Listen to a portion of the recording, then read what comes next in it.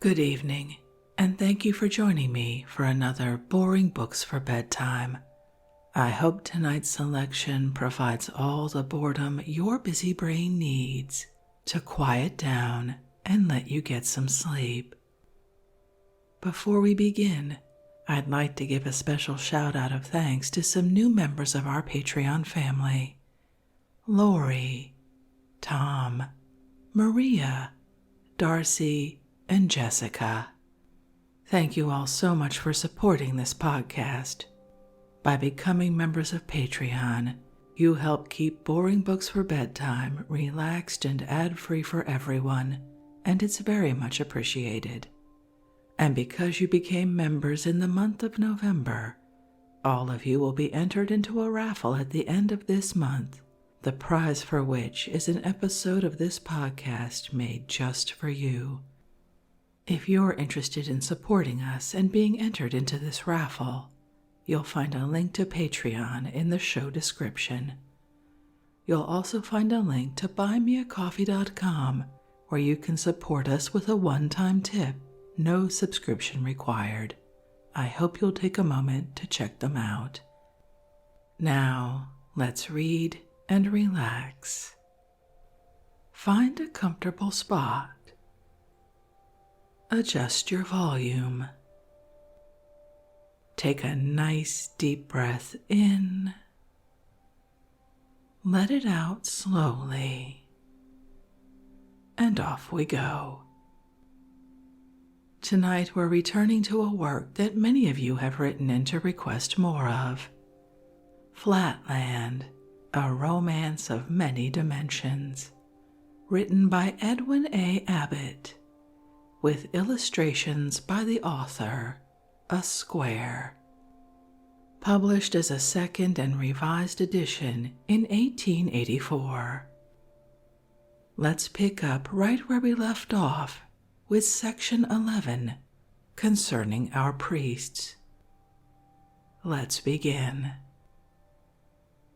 Section 11, Concerning Our Priests. It is high time that I should pass from these brief and discursive notes about things in Flatland to the central event of this book, my initiation into the mysteries of space. That is my subject. All that has gone before is merely preface. For this reason, I must omit many matters of which the explanation would not, I flatter myself, be without interest for my readers. As, for example, our method of propelling and stopping ourselves, although destitute of feet. The means by which we give fixity to structures of wood, stone, or brick, although of course we have no hands, nor can we lay foundations as you can, nor avail ourselves of the lateral pressure of the earth. The manner in which the rain originates in the intervals between our various zones, so that the northern regions do not intercept the moisture from falling on the southern. The nature of our hills and mines, our trees and vegetables, our seasons and harvests, our alphabet and method of writing, adapted to our linear tablets. These and 100 other details of our physical existence I must pass over, nor do I mention them now, except to indicate to my readers that their omission proceeds not from forgetfulness on the part of the author, but from his regard for the time of the reader. Yet before I proceed to my legitimate subject, some few final remarks will no doubt be expected by my readers upon those pillars and mainstays of the Constitution of Flatland, the controllers of our conduct and shapers of our destiny, the objects of universal homage and almost of adoration. Need I say that I mean our circles or priests? When I call them priests, let me not be understood as meaning no more than the term denotes with you. With us, our priests are administrators of all business, art and science, directors of trade, commerce, generalship, architecture, engineering, education, statesmanship, legislature, morality, theology. Doing nothing themselves, they are the causes of everything worth doing that is done by others. Although popularly everyone called a circle is deemed a circle, yet among the better educated classes, it is known that no circle is really a circle, but only a polygon with a very large number of very small sides. As the number of the sides increases, a polygon approximates to a circle, and when the number is very great indeed, say for example 300 or 400, it is extremely difficult for the most delicate touch to feel any polygonal angles. Let me say rather, it would be difficult, for as I have shown above, recognition by feeling is unknown among the highest society, and to feel a circle would be considered a most audacious insult. This habit of abstention from feeling in the best society enables a circle the more easily to sustain the veil of mystery in which from his earliest years he is wont to enwrap the exact nature of his perimeter or circumference. 3 feet being the average perimeter, it follows that in a polygon of 300 sides, each side will be no more than the 100th part of a foot in length, or little more than the 10th part of an inch. And in a polygon of 600 or 700 sides, the sides are little larger than the diameter of a Spaceland pinhead. It is always assumed by courtesy that the chief circle for the time being has 10,000 sides. The ascent of the posterity of the circles in the social scale is not restricted, as it is among the lower regular classes, by the law of nature which limits the increase of sides to 1 in each generation. If it were so, the number of sides in a circle would be a mere question of pedigree and arithmetic, and the 497th descendant of an equilateral triangle would necessarily be a polygon with 500 sides. But this is not the case. Nature's law prescribes 2 antagonistic decrees affecting circular propagation. First, that as the race climbs higher in the scale of development, so development shall proceed at an accelerated pace. Second, that in the same proportion the race shall become less fertile. Consequently, in the home of a polygon of 400 or 500 sides, it is rare to find a son. More than one is never seen. On the other hand, the son of a 500-sided polygon has been known to possess 550 or even 600 sides. Art also steps in to help the process of the higher evolution. Our physicians have discovered that the small and tender sides of an infant polygon of the higher class can be fractured, and his whole frame reset with such exactness that a polygon of 200 or 300 sides sometimes, but by no means always, for the process is attended with serious risk, but sometimes overleaps 200 or 300 generations, and as it were, doubles at a stroke the number of his progenitors and the nobility of his descent. Many a promising child is sacrificed in this way. Scarcely 1 out of 10 survives. Yet so strong is the parental ambition among these polygons, who are, as it were, on the fringe of the circular class, that it is very rare to find a nobleman of that position in society who has neglected to place his firstborn in the circular neotherapeutic gymnasium before he has attained the age of a month. 1 year determines success or failure. At the end of that time, the child has, in all probability, added one more to the tombstones that crowd the neotherapeutic cemetery, but on rare occasions a glad procession bears back the little one to his exultant parents, no longer a polygon, but a circle, at least by courtesy.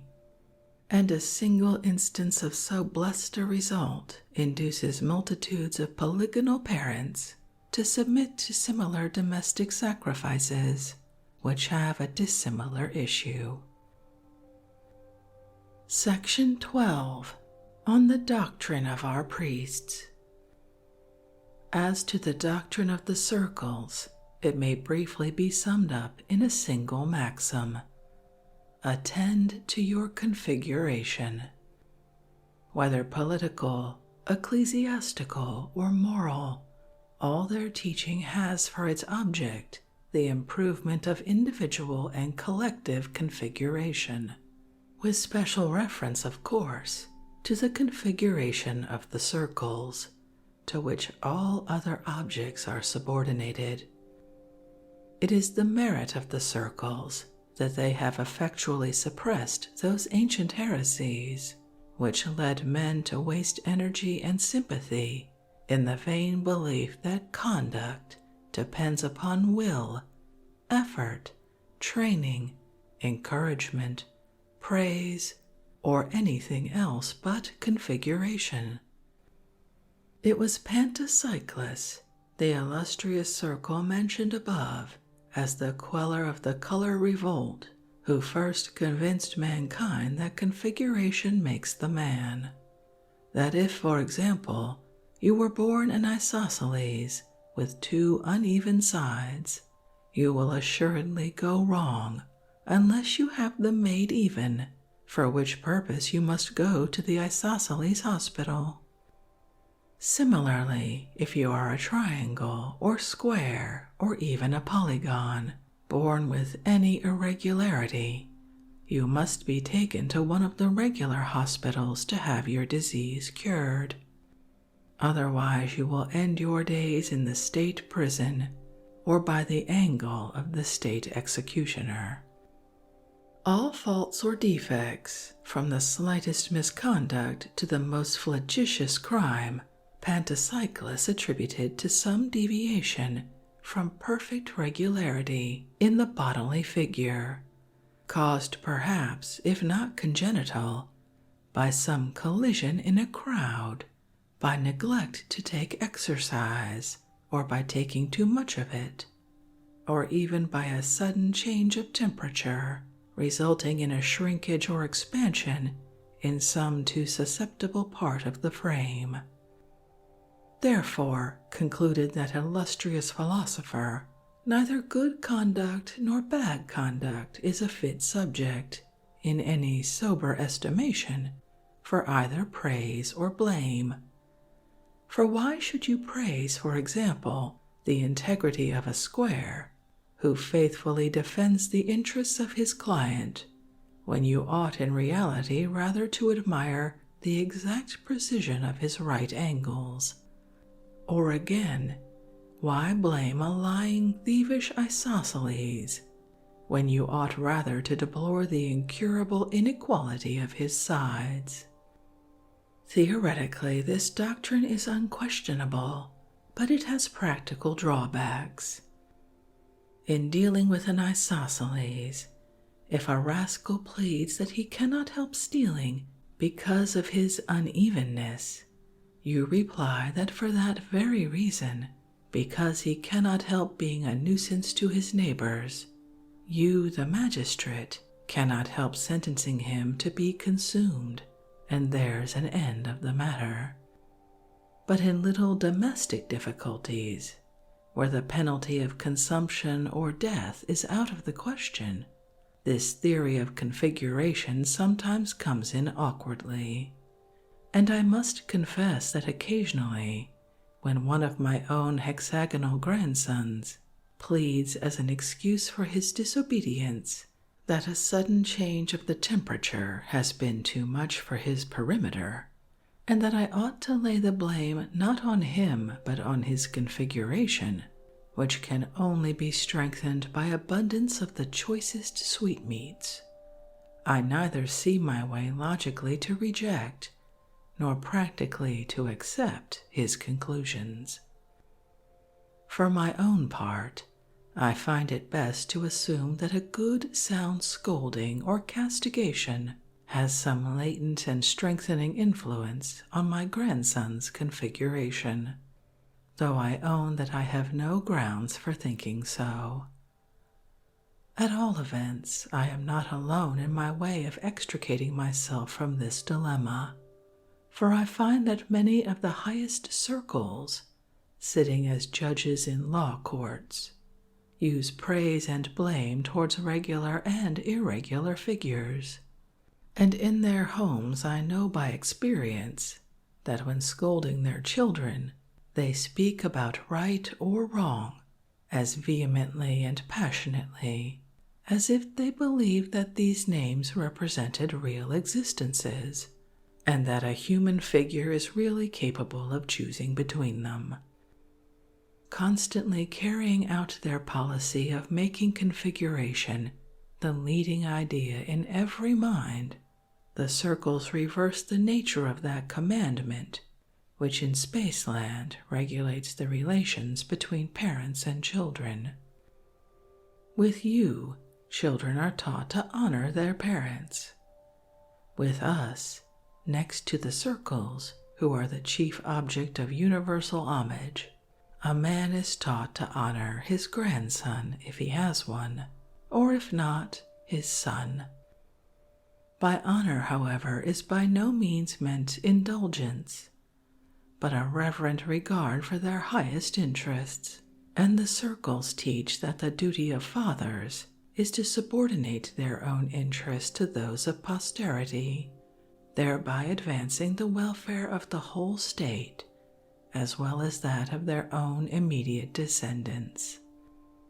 The weak point in the system of the circles, if a humble square may venture to speak of anything circular as containing any element of weakness, appears to me to be found in their relations with women. As it is of the utmost importance for society that irregular birth should be discouraged, it follows that no woman who has any irregularities in her ancestry is a fit partner for one who desires that his posterity should rise by regular degrees in the social scale. Now, the irregularity of a male is a matter of measurement, but as all women are straight, and therefore visibly regular, so to speak, one has to devise some other means of ascertaining what I may call their invisible irregularity, that is to say, their potential irregularities as regards possible offspring. This is effected by carefully kept pedigrees, which are preserved and supervised by the state, and without a certified pedigree, no woman is allowed to marry. Now, it might have been supposed that a circle, proud of his ancestry and regardful for her posterity, which might possibly issue hereafter in a chief circle, would be more careful than any other to choose a wife who had no blot on her escutcheon. But it is not so. The care in choosing a regular wife appears to diminish as one rises in the social scale. Nothing would induce an aspiring isosceles, who had hopes of generating an equilateral son, to take a wife who reckoned a single irregularity among her ancestors. A square or pentagon, who is confident that his family is steadily on the rise, does not inquire above the 500th generation. A hexagon or dodecagon is even more careless of the wife's pedigree. But a circle has been known deliberately to take a wife who has had an irregular great-grandfather, and all because of some slight superiority of luster, or because of the charms of a low voice, which with us, even more than you, is thought an excellent thing in woman. Such ill-judged marriages are, as might be expected, barren, if they do not result in positive irregularity or in diminution of sides. But none of these evils have hitherto proved sufficiently deterrent. The loss of a few sides in a highly developed polygon is not easily noticed, and is sometimes compensated by a successful operation in the neotherapeutic gymnasium, as I have described above, and the circles are too much disposed to acquiesce in infecundity as a law of the superior development. Yet if this evil be not arrested, the gradual diminution of the circular class may soon become more rapid, and the time may be not far distant when the race being no longer able to produce a chief circle, the constitution of Flatland must fall. One other word of warning suggests itself to me, though I cannot so easily mention a remedy, and this also refers to our relations with women. About 300 years ago, it was decreed by the chief circle that since women are deficient in reason, but abundant in emotion, they ought no longer to be treated as rational, nor receive any mental education. The consequence was that they were no longer taught to read, nor even to master arithmetic enough to enable them to count the angles of their husband or children, and hence they sensibly declined during each generation in intellectual power, and this system of female non-education or quietism still prevails. My fear is that, with the best intentions, this policy has been carried so far as to react injuriously on the male sex. For the consequence is that, as things now are, we males have to lead a kind of bilingual, and I may almost say bimental existence. With women we speak of love, duty, right, wrong, pity, hope, and other irrational and emotional conceptions which have no existence, and the fiction of which has no object except to control feminine exuberances. But among ourselves and in our books, we have an entirely different vocabulary, and I may almost say idiom. Love then becomes the anticipation of benefits, duty becomes necessity or fitness, and other words are correspondingly transmuted. Moreover, among women, we use language implying the utmost deference for their sex, and they fully believe that the chief circle himself is not more devoutly adored by us than they are. But behind their backs, they are both regarded and spoken of by all except the very young as being little better than mindless organisms.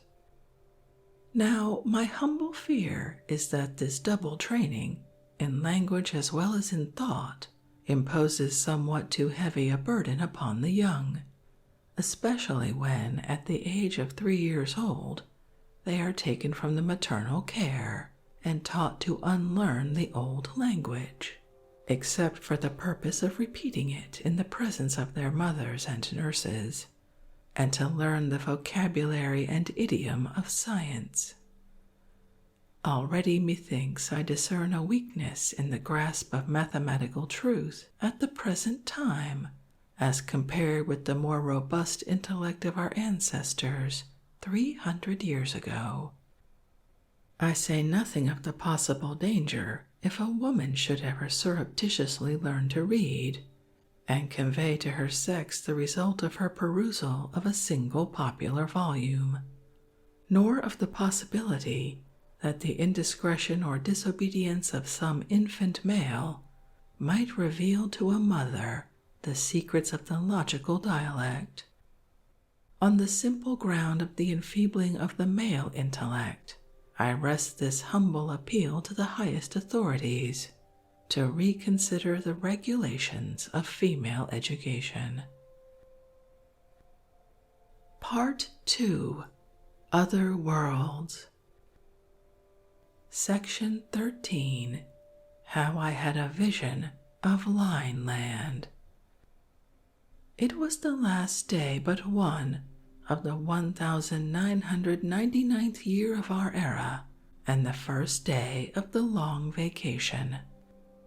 Having amused myself till a late hour with my favorite recreation of geometry, I had retired to rest with an unsolved problem in my mind.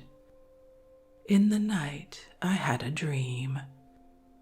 I saw before me a vast multitude of small straight lines, which I naturally assumed to be women, interspersed with other beings still smaller, and of the nature of lustrous points, all moving to and fro in one and the same straight line, and as nearly as I could judge with the same velocity. A noise of confused, multitudinous chirping or twittering issued from them at intervals as long as they were moving, but sometimes they ceased from motion, and then all was silence. Approaching one of the largest of what I thought to be women, I accosted her but received no answer. A second and a third appeal on my part were equally ineffectual. Losing patience with what appeared to me intolerable rudeness, I brought my mouth into a position full in front of her mouth so as to intercept her motion, and loudly repeated my question, "Woman, what signifies this concourse, and this strange and confused chirping, and this monotonous motion to and fro in one and the same straight line?" "I am no woman," replied the small line. "I am the monarch of this world. But thou, whence intrudest thou into my realm of Lineland?" Receiving this abrupt reply, I begged pardon if I had in any way startled or molested His Royal Highness, and describing myself as a stranger, I besought the king to give me some account of his dominions. But I had the greatest possible difficulty in obtaining any information on points that really interested me, for the monarch could not refrain from constantly assuming that whatever was familiar to him must also be known to me, and that I was simulating ignorance in jest.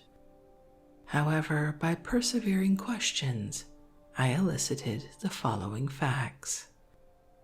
It seemed that this poor ignorant monarch, as he called himself, was persuaded that the straight line which he called his kingdom, and in which he passed his existence, constituted the whole of the world, and indeed the whole of space. Not being able either to move or to see, save in his straight line, he had no conception of anything out of it. Though he had heard my voice when I first addressed him, the sounds had come to him in a manner so contrary to his experience that he had made no answer, seeing no man, as he expressed it, and hearing a voice as it were from my own intestines. Until the moment when I placed my mouth into his world, he had neither seen me nor heard anything except confused sounds, beating against what I called his side, but what he called his inside or stomach, nor had he even now the least conception of the region from which I had come. Outside his world or line, all was a blank to him. Nay, not even a blank, for a blank implies space. Say rather, all was non-existent. His subjects, of whom the small lines were men and the points women, were all alike confined in motion and eyesight to that single straight line, which was their world. It need scarcely be added that the whole of their horizon was limited to a point, nor could anyone ever see anything but a point. Man, woman, child, thing, each was a point to the eye of a Linelander. Only by the sound of the voice could sex or age be distinguished. Moreover, as each individual occupied the whole of the narrow path, so to speak, which constituted his universe, and no one could move to the right or left to make way for passers-by, it followed that no Linelander could ever pass another. Once neighbors, always neighbors. Neighborhood with them was like marriage with us. Neighbors remained neighbors till death did them part.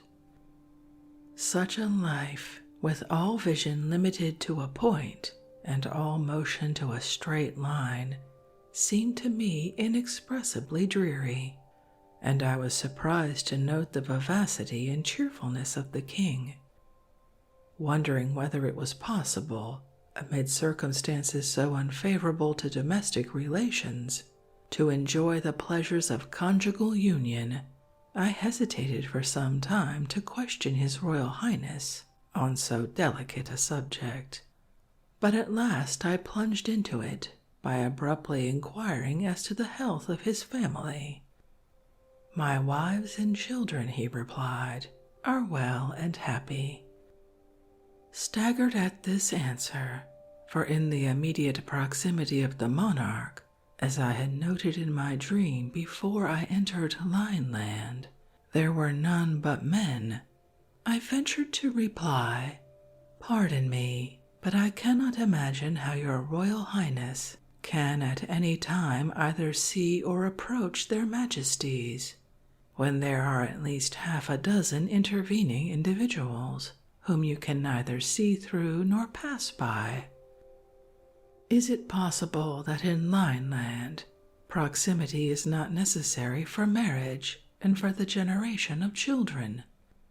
"How can you ask so absurd a question?" replied the monarch. "If it were indeed as you suggest, the universe would soon be depopulated. No, no, neighborhood is needless for the union of hearts, and the birth of children is too important a matter to have been allowed to depend upon such an accident as proximity. You cannot be ignorant of this. Yet since you are pleased to affect ignorance, I will instruct you as if you were the veriest baby in Lineland. Know then that marriages are consummated by means of the faculty of sound and the sense of hearing. You are of course aware that every man has two mouths or voices, as well as two eyes, a bass at one end and a tenor at the other of his extremities. I should not mention this, but that I have been unable to distinguish your tenor in the course of our conversation. I replied that I had but one voice, and that I had not been aware that His Royal Highness had two. "That confirms my impression," said the king, "that you are not a man, but a feminine monstrosity with a bass voice and an utterly uneducated ear.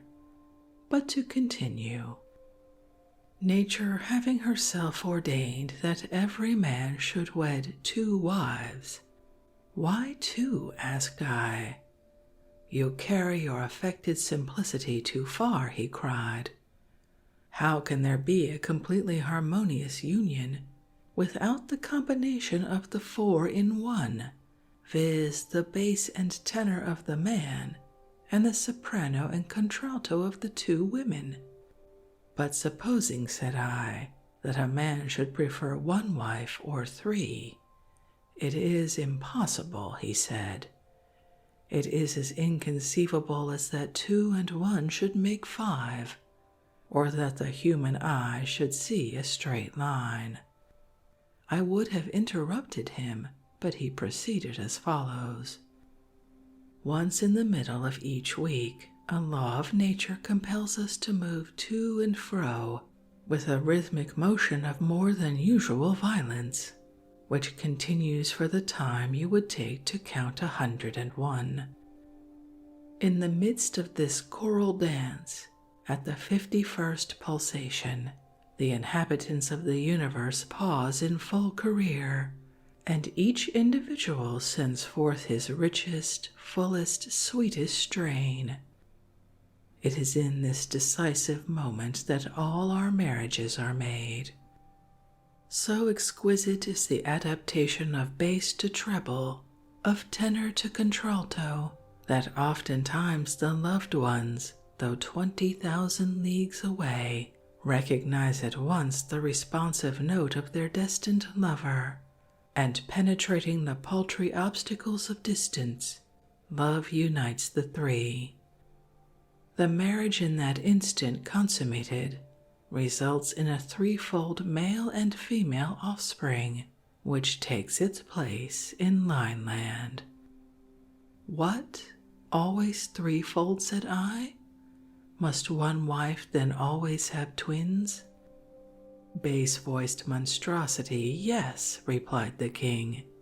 How else could the balance of the sexes be maintained if 2 girls were not born for every boy? Would you ignore the very alphabet of nature? He ceased, speechless for fury, and some time elapsed before I could induce him to resume his narrative. You will not, of course, suppose that every bachelor among us finds his mates at the first wooing in this universal marriage chorus. On the contrary, the process is by most of us many times repeated. Few are the hearts whose happy lot it is at once to recognize in each other's voices the partner intended for them by Providence, and to fly into a reciprocal and perfectly harmonious embrace. With most of us, the courtship is of long duration. The wooers' voices may perhaps accord with one of the future wives, but not with both, or not at first with either, or the soprano and contralto may not quite harmonize. In such cases, nature has provided that every weekly chorus shall bring the 3 lovers into closer harmony.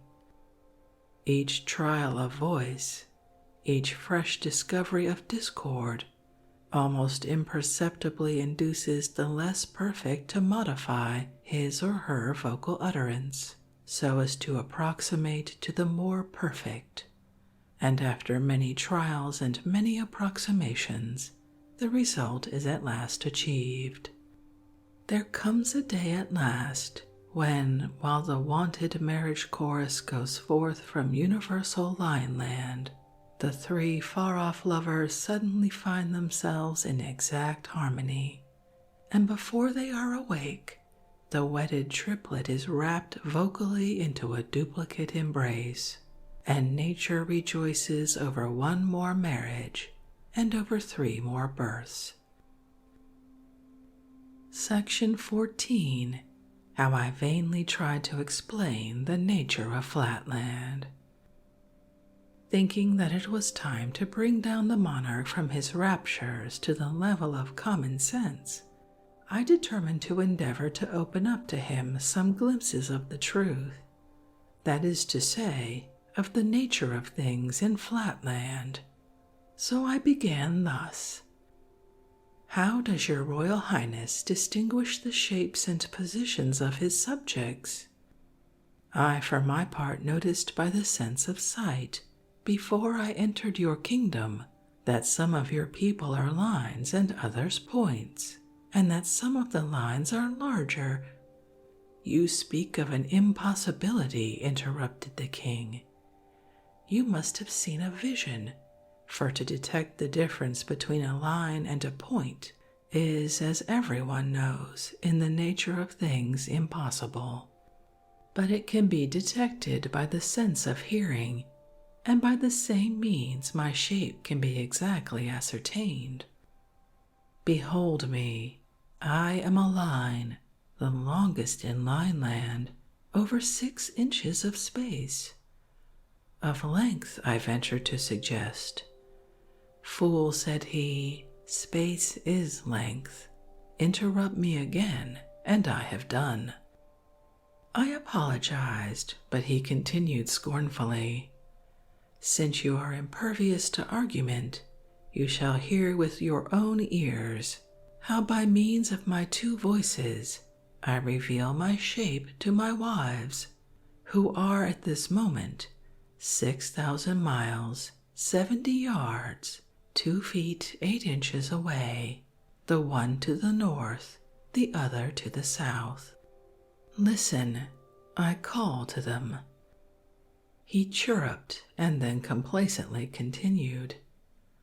My wives at this moment receiving the sound of one of my voices, closely followed by the other, and perceiving that the latter reaches them after an interval in which sound can traverse 6.457 inches, infer that one of my mouths is 6.457 inches further from them than the other, and accordingly know my shape to be 6.457 inches. But you will of course understand that my wives do not make this calculation every time they hear my 2 voices. They made it once for all before we were married, but they could make it at any time. And in the same way, I can estimate the shape of any of my male subjects by the sense of sound. But how, said I, if a man feigns a woman's voice with one of his 2 voices, or so disguises his southern voice that it cannot be recognized as the echo of the northern? May not such deceptions cause great inconvenience, and have you no means of checking frauds of this kind by commanding your neighboring subjects to feel one another? This, of course, was a very stupid question, for feeling could not have answered the purpose, but I asked with the view of irritating the monarch, and I succeeded perfectly. What? Cried he in horror. Explain your meaning. Feel, touch, come into contact, I replied. If you mean by feeling, said the king, approaching so close as to leave no space between 2 individuals, know, stranger, that this offense is punishable in my dominions by death, and the reason is obvious. The frail form of a woman, being liable to be shattered by such an approximation, must be preserved by the state. But since women cannot be distinguished by the sense of sight from men, the law ordains universally that neither man nor woman shall be approached so closely as to destroy the interval between the approximator and the approximated. And indeed, what possible purpose would be served by this illegal and unnatural excess of approximation which you call touching, when all the ends of so brutal and coarse a process are attained at once more easily and more exactly by the sense of hearing? As to your suggested danger of deception, it is non-existent, for the voice, being the essence of one's being, cannot be thus changed at will. But come, suppose that I had the power of passing through solid things, so that I could penetrate my subjects one after another, even to the number of 1,000,000,000, verifying the size and distance of each by the sense of feeling. How much time and energy would be wasted in this clumsy and inaccurate method, whereas now, in one moment of audition, I take as it were the census and statistics, local, corporeal, mental, and spiritual, of every living being in Lineland. Hark, only hark." So saying, he paused and listened, as if in an ecstasy, to a sound which seemed to me no better than a tiny chirping from an innumerable multitude of Lilliputian grasshoppers. "Truly," replied I, "your sense of hearing serves you in good stead and fills up many of your deficiencies. But permit me to point out that your life in Lineland must be deplorably dull, to see nothing but a point, not even to be able to contemplate a straight line, nay, not even to know what a straight line is, to see yet be cut off from those linear prospects which are vouchsafed to us in Flatland. Better surely to have no sense of sight at all than to see so little. I grant you I have not your discriminative faculty of hearing, for the concert of all Lineland which gives you such intense pleasure is to me no better than a multitudinous twittering or chirping, but at least I can discern by sight a line from a point, and let me prove it. Just before I came into your kingdom, I saw you dancing from left to right, and then from right to left, with 7 men and a woman in your immediate proximity on the left, and 8 men and 2 women on your right. Is not this correct?" "It is correct," said the king, "so far as the numbers and sexes are concerned, though I know not what you mean by right and left. But I deny that you saw these things. For how could you see the line, that is to say, the inside of any man? But you must have heard these things, and then dream that you saw them. And let me ask what you mean by those words left and right. I suppose it is your way of saying northward and southward." "Not so," replied I. "Besides your motion of northward and southward, there is another motion, which I call from right to left. Exhibit to me, if you please, this motion from left to right." "Nay, that I cannot do, unless you would step out of your line altogether." "Out of my line? Do you mean out of the world, out of space?" "Well, yes, out of your world, out of your space. For your space is not the true space. True space is a plane, but your space is only a line. If you cannot indicate this motion from left to right by yourself moving in it, then I beg you to describe it to me in words. If you cannot tell your right side from your left, I fear that no words of mine can make my meaning clear to you. But surely you cannot be ignorant of so simple a distinction." The king said, "I do not in the least understand you." "Alas, how shall I make it clear? When you move straight on, does it not sometimes occur to you that you could move in some other way, turning your eye round so as to look in the direction towards which your side is now fronting?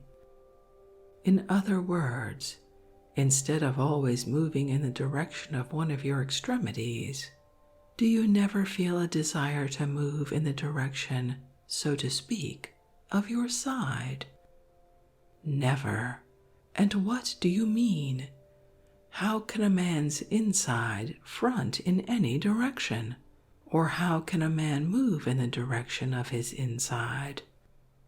"Well then, since words cannot explain the matter, I will try deeds, and will move gradually out of Lineland, in the direction which I desire to indicate to you."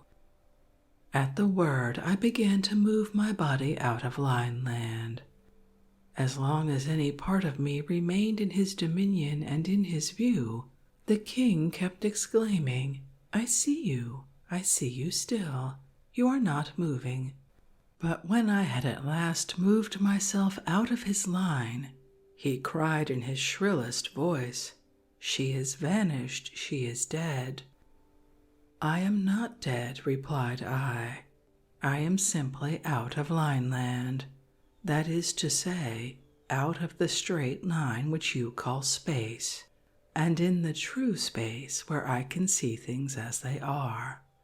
And at this moment, I can see your line or side, or inside as you are pleased to call it, and I can see also the men and women on the north and south of you, whom I will now enumerate, describing their order, their size, and the interval between each. When I had done this at great length, I cried triumphantly, "Does that at last convince you?" And with that, I once more entered Lineland, taking up the same position as before. But the monarch replied, "If you were a man of sense, though as you appear to have only one voice, I have little doubt you are not a man but a woman. But if you had a particle of sense, you would listen to reason. You ask me to believe that there is another line besides that which my senses indicate, and another motion besides that of which I am daily conscious. I in return ask you to describe in words or indicate by motion that other line of which you speak. Instead of moving, you merely exercise some magic art of vanishing and returning to sight. And instead of any lucid description of your new world, you simply tell me the numbers and sizes of some 40 of my retinue, facts known to any child in my capital.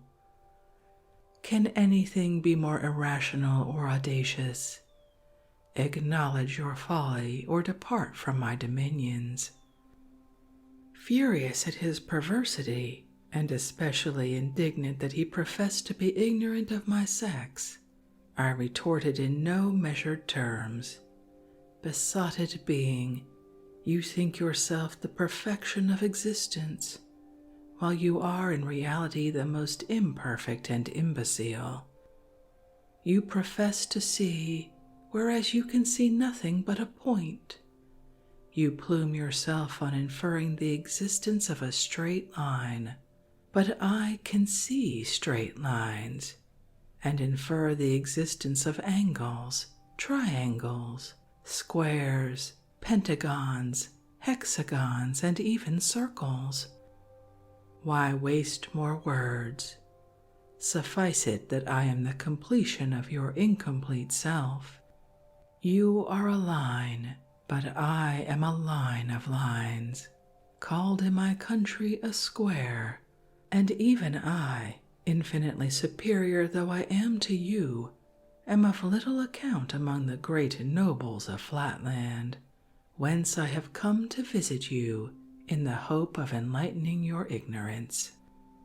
Hearing these words, the king advanced towards me with a menacing cry, as if to pierce me through the diagonal, and in that same moment there arose from myriads of his subjects a multitudinous war cry, increasing in vehemence till at last methought it rivaled the roar of an army of 100,000 isosceles and the artillery of 1,000 pentagons. Spellbound and motionless, I could neither speak nor move to avert the impending destruction, and still the noise grew louder and the king came closer, when I awoke to find the breakfast bell recalling me to the realities of Flatland.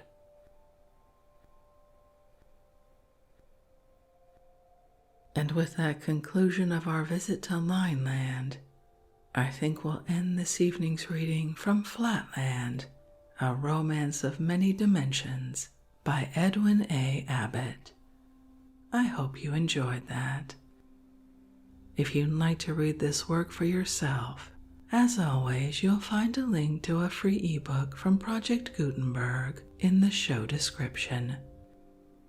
If you'd like to connect, suggest a boring book you'd like to hear read, or request more from one we've already started, drop me an email via our website www.boringbookspod.com. It's always a pleasure to hear from you.